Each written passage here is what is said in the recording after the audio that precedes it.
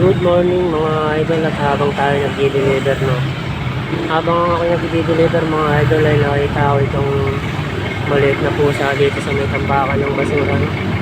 Nakakaawa ito mga idol, na sadyang napakaliit pa nito, no? So, at parang hirap siyang makatayo mga idol, no? So, at dahil nakita ko itong mga idol, ay susubukan ko itong dalahin, na susubukan ko rin palakasin to mga idol, no? Kaya parang hindi siya makalakad mga idol, no? Kasi yung paa niya parang paralisado, kaya susubukan natin dalahin to mga idol para mapalakas natin, no?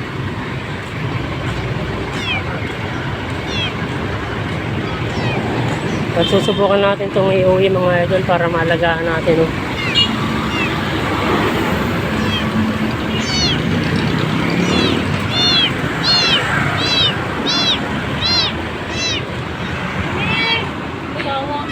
Dalahin ko na lang, alagaan ko na lang. Alagaan mo? Oo. Hindi nga kuya ha? Oo. Hindi nga. Kanino ba to? Inano ko, inampon ko kasi tinapon yan sa basura. Nakita ko kasi doon sa basura, no? Alagaan mo mabuti yan ha? Pagulong-gulong siya. Balibag mo rin yan. Hindi, mahilig ako sa pusa, eh. Ha? Sige, sige, kuhain nyo. Papakainin mo ba? Kuhainin ko sana eh. Pakainin mo muna.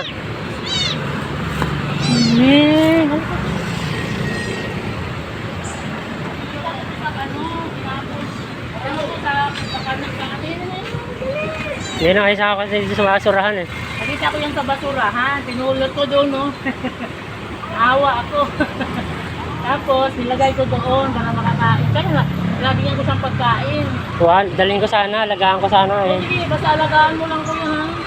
Pinalibag yun sa dumi, sa basura ha. Nakita ko. Kaya inawa ko. Marami kasi akong pusa sa kabila. Meron kasi ako doon nasimot na isang pusa. Pinakain ko rin. May nasimot ako doon isang ganyan din, ngayon malaki na. Sige. Nakuha ko din sa alagaan basura. mo lang, kuya ha. Hindi, pero Pinulot ko kung na yun eh. kung kunin nyo naman, di. Kunin mo na lang. Tingnan mo. Hindi, pero alagaan mo. Oo. Sige, kuhain mo na lang. Tapusin mo na siya ng kain. Sige, sige. Gutom na eh. Nakita ko si doon sa basurahan. Pascal ba yan? Oo. Yung ganda ng mata eh. Tinapon sa kanal. Gago yung mga alaga. Ang dami ko nang kinuha sa